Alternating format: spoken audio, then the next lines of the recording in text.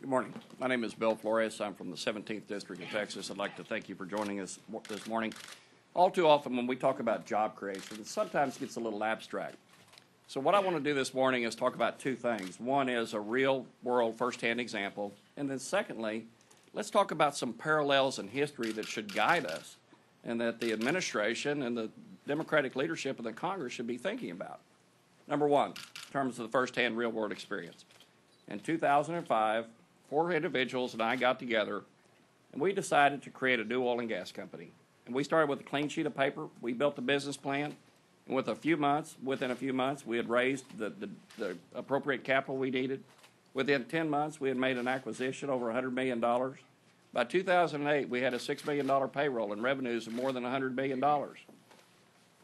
If you asked the 5 of us to sit down today and make a decision to do that again, the decision would be different. We wouldn't. Now, why? EPA, offshore drilling moratoria, Dodd-Frank, Obamacare, OSHA, you name the set of initials or the law, and you'll get a clear answer as to why. It's because those agencies and those laws create uncertainty, and they reflect hostility toward business, toward job creators in this country. Now, one of the things that would be interesting is, what does history tell us? If you go back and look at the Great Depression, we had 2 dips in that depression. One in the early part of the Depression, and then we had another one in 1937 and 1938 that could have been avoided. Now, what happened that caused that second dip? Federal debt grew by 150% between 1929 and 1938. What's happened here between 2006 and today? 150% increase in debt. Federal spending grew 77% between 1932 and 1934. What happened between 2008 and 2010? Federal spending grew by more than that.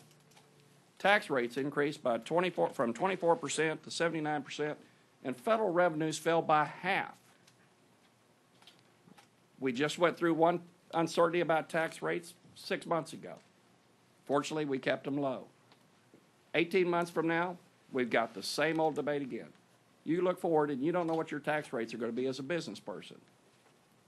And then there was great hostility. The Roosevelt administration issued more pages of regulation and more executive orders than all the other presidents following that administration all the way through Bill Clinton combined. And this sums it up. The Secretary of the Treasury, in April of 1939, Henry Morgenthau, said it this way. He summarized the policy failure to the House Ways and Means Committee and said, "Now, gentlemen, we have tried spending money. We are spending more than we've ever spent before, and it does not work. I say that after 8 years of this administration, we have just as much unemployment as when we started and an enormous debt to boot. The solution, stop the spending, stop the deficits, get the government out of the way of America's job creators." Thank you.